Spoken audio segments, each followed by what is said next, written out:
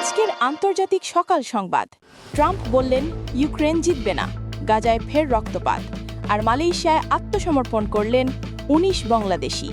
চলুন শুরু করি আজকের প্রধান খবরগুলো শুধুমাত্র বিএনএন।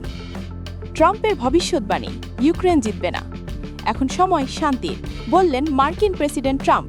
কিন্তু কিয়েভে চলছে গ্লাইড বোমা আর মস্কো হাসছে পুতিনের কূটনীতিতে। গাজায় শান্তি চুক্তির পর ৯৭ ফিলিস্তিনি নিহত, ৮০ বার যুদ্ধবিরতি ভঙ্গের অভিযোগ ইসরায়েলের বিরুদ্ধে। বিধ্বস্ত গাজায় মানুষ বলছে শান্তি নয়, ভয় আর ক্ষুধা। সৌদি যুবরাজ যাচ্ছেন ট্রাম্পের সঙ্গে দেখা করতে, ওয়াশিংটনে বিশেষ বৈঠক। তেল, নিরাপত্তা আর গাজা আলোচনার প্রস্তুতি। বিশ্লেষকরা বলছেন মধ্যপ্রাচ্যের নতুন জোটের ইঙ্গিত। খামারিদের ক্ষোভ, ট্রাম্পের সিদ্ধান্তে ফুঁসছে আমেরিকা। আর্জেন্টিনা থেকে মাংস আমদানির সিদ্ধান্তে বিক্ষুব্ধ কৃষকরা। এটা আমাদের ভবিষ্যৎ ধ্বংস করবে। টিকটকে চুম্বন, আদালতের আদেশ, বিয়ে করতেই হবে। নাইজেরিয়ার আদালতের রায়, ২ ইনফ্লুয়েন্সারকে ৬০ দিনের মধ্যে বিবাহ বাধ্যতামূলক। প্রেমের ভিডিওর শাস্তি, আজীবনের সম্পর্ক। পাকিস্তানে টমেটোর দাম কেজি ৭০০ রুপি। বন্যা আর সরবরাহ সংকটে নিত্য প্রয়োজনীয় পণ্যে অগ্নিমূল্য। টমেটো এখন বিলাসপণ্য, বলছেন হতাশা ক্রেতারা। ইরানে খামেনির উপদেষ্টার মেয়ের খোলামেলা বিয়ে, স্ট্র্যাপলেস গাউনে ভাইরাল ভিডিও। ইসলামী শাসনের সমালোচনার ঝড়। জনগণের জন্য নিয়ম এক, ক্ষমতাবন্ধের জন্য আর এক। পাকিস্তান জিন্দাবাদ স্লোগানে গ্রেফতার ৫ হিন্দু যুবক। উত্তরপ্রদেশে ভাইরাল ভিডিওর জেরে আতঙ্ক। পুলিশ বলছে সামাজিক সম্প্রীতি নষ্টের চেষ্টায় ছাড় নেই। এখন একে একে দেখে নিই আজকের প্রতিটি আন্তর্জাতিক খবরের বিস্তারিত বিশ্লেষণ। ইউক্রেন এই যুদ্ধে জিতবে না, মার্কিন প্রেসিডেন্ট ডোনাল্ড ট্রাম্পের এই মন্তব্য ঘিরে এখন তোলপাড় কিয়েভ। রাশিয়ার নতুন গ্লাইড বোমা হামলায় বিদ্যুৎ কেন্দ্র ও সামরিক স্থাপনা ধ্বংস হয়েছে। গত এক সপ্তাহে রাশিয়া নিক্ষেপ করেছে ১৮০টি বোমা, যার বেশিরভাগই ইউক্রেনের প্রতিরক্ষা ব্যবস্থার বাইরে থেকে। কিয়েভে ক্ষোভ, কিন্তু মস্কো বলছে ট্রাম্প অবশেষে বাস্তবতা স্বীকার করেছেন। ইউক্রেন যুদ্ধ এখন ২ প্রেসিডেন্টের ঠান্ডা লড়াই। ট্রাম্প চান শান্তি, পুতিন চান জয়। গাজায় ফের আতঙ্ক। যুদ্ধবিরতির পরও ইসরায়েলি বাহিনীর ৮০টি হামলায় ৯৭ জন ফিলিস্তিনির নিহত, ২৩০ জন আহত। রয়টার্স জানায় মানুষ এখন খাবার মজুত করছে আরেক যুদ্ধের আশঙ্কায়।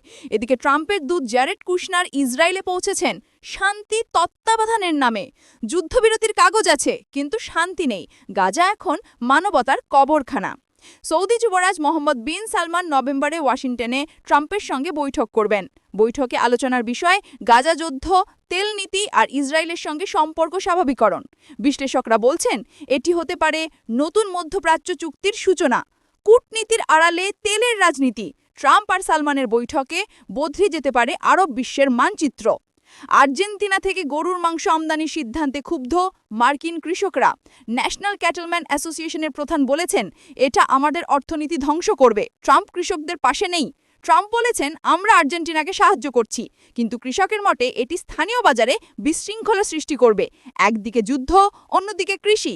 ট্রাম্পের আমেরিকা ফার্স্ট এখন আমেরিকার কৃষকদের লাস্ট। নাইজেরিয়ার আদালতের রায়, টিকটকে চুম্বনের ভিডিও পোস্ট করার অপরাধে ২ ইনফ্লুয়েন্সারকে বিয়ে করতে হবে। ৬০ দিনের মধ্যে বিবাহ সম্পন্ন করতেই হবে, নির্দেশ শরিয়া আদালতের। বিচারক বলেন প্রেম লুকানো নয়, এখন দায়িত্ব পালন করো। ভালোবাসা এখন অপরাধ, কিন্তু আদালতের রায় বানাচ্ছে সেটাকেই আজীবনের শাস্তি। জেলোম, গুজরানওয়ানা, ফয়সালাবাদ সর্বত্র টমেটোর দাম আকাশচুম্বী। বন্যা, সরবরাহ সংকট আর আফগান সীমান্ত বন্ধ, এই ৩ই সাধারণ মানুষের রান্নাঘর নিভে গেছে। ক্রেতারা বলছেন টমেটো এখন বিলাসিতা। মুদ্রাস্ফীতির আগুনে জ্বলছে পাকিস্তান, সবজির দাম এখন রাজনীতির আলোচ্য। ইরানে আলোচনার ঝড়। খামেনির উপদেষ্টা আলী শমখানির মেয়ের বিয়েতে পশ্চিমা পোশাকে অনুষ্ঠান ভাইরাল। ভিডিওতে দেখা যায় কোণে স্ট্র্যাপলেস গাউনে, আর অতিথিদের মধ্যে কোনো হিজাব নেই। সমালোচকরা বলছেন জনগণকে আইন মানতে বাধ্য করা হয়, আর নেতাদের পরিবারে নিয়ম ভাঙর মহোৎসব। ইরানের ২ মুখ, একদিকে কঠোর ইসলামী আইন, অন্যদিকে অভিজাতদের বিলাসী স্বাধীনতা। উত্তরপ্রদেশে ৫ জন যুবককে গ্রেপ্তার করেছে পুলিশ। ভিডিও ভাইরাল হয়েছে যেখানে তারা বলছিল পাকিস্তান জিন্দাবাদ। তদন্ত চলছে, ৩ জন এখনো পলাতক। পুলিশ বলছে সম্প্রীতি বিনষ্টের চেষ্টা বরদাস্ত করা হবে না।